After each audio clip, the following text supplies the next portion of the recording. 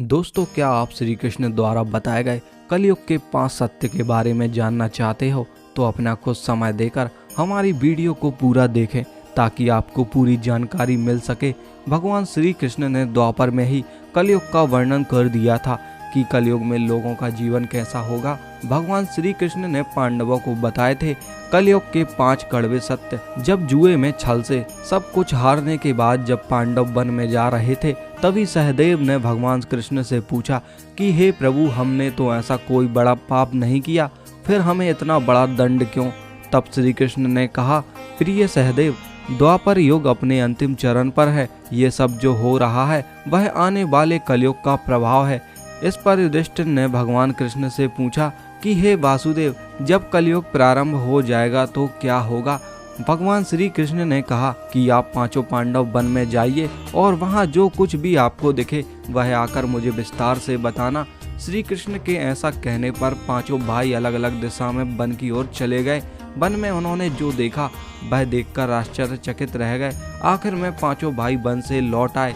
तब भगवान कृष्ण ने मुस्कुराते हुए कहा, अब आप लोग विस्तार से बताइए कि आपने क्या क्या देखा।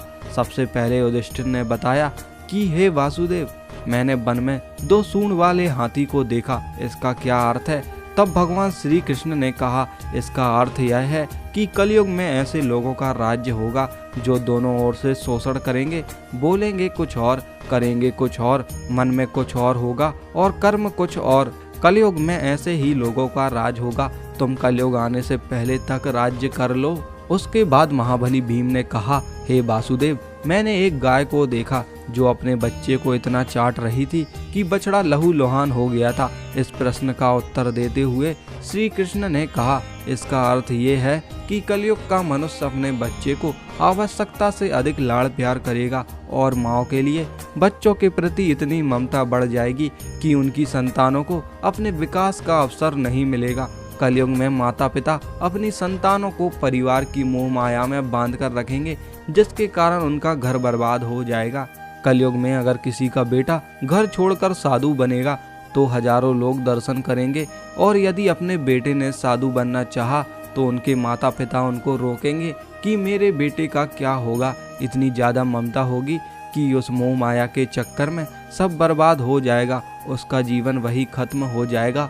वास्तव में यहाँ तुम्हारा कुछ नहीं है और तुम्हारा शरीर मृत्यों की अमानत है और तुम्हारी आत्मा परमात्मा की अमानत है, इसलिए तुम्हारा अपने शाश्वत संबंध जानना जरूरी है।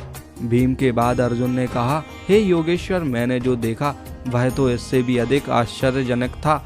मैंने देखा कि एक पक्षी के पंखों पर वेदों की रचनाएं लिखी हुई थी और वह पक्षी मुर्दे का मांस खा रहा था। इसका क्या अर्थ है। इस पर भगवान कृष्ण ने मुस्कुराते हुए कहा कि लोग बड़े पंडित एवं विद्वान कहलाएंगे कि कौन सा व्यक्ति मर जाए और हमारे नाम संपत्ति कर जाए। कलयुग लोग चाहे कितने भी धनवान होंगे, लेकिन उनकी नियत दूसरों के धन और पैसों के ऊपर ही रहेगी। अच्छे और सत्य पुरुष तो बहुत ही कम दिखेंगे। अर्जुन के बाद नकुल ने कहा, भैया, मैंने वन में देखा कि एक बड़ी चट्टान पर्वत से गिरी और बड़े से बड़े वृक्ष भी उसे नहीं रोक पाए, लेकिन एक अत्यंत छोटे से पौधे का स्पर्श होते ही वह चट्टान वहीं पर रुक गई। इसका अर्थ बताते हुए भगवान कृष्ण ने कहा, कलयुग में मनुष्य की बुद्धि क्षीण हो जाएगी और उसका पतन हो जाएगा, और उस पतन को धन और बड़े सत्ता रूपी वृक्ष रोकने में असक्षम होंगे, किंतु हरि नाम के एक छोटे से पौधे से मनुष्य जीवन का पतन होना रुक जाएगा और कलयुग में हरि नाम और भक्ति करेगा, उसे ही मोक्ष और मुक्ति प्राप्त होगी। और सबसे आखिर में सहदेव ने कहा कि हे मधुसूदन, मैंने देखा कि 6-7 कुएं थे और आसपास में कुओं में पानी है, किंतु बीच का कुआं खाली है और बीच का कुआं गहरा है, फिर भी पानी नहीं है। ऐसा कैसे हो सकता है और इसका क्या अर्थ है। इस पर भगवान श्री कृष्ण बोले कि कलयुग में धनी लोग लड़के लड़की के विवाह में, छोटे बड़े महाउत्सवों में, सत्ता के लालच में बहुत ज़्यादा पैसा खर्च करेंगे, लेकिन किसी गरीब या भूखे व्यक्ति को देखेंगे तो उनकी मदद नहीं करेंगे। अगर यदि उनका कोई अपना सगा भूख से मरेगा फिर भी वे लोग उसे देखते ही रहेंगे।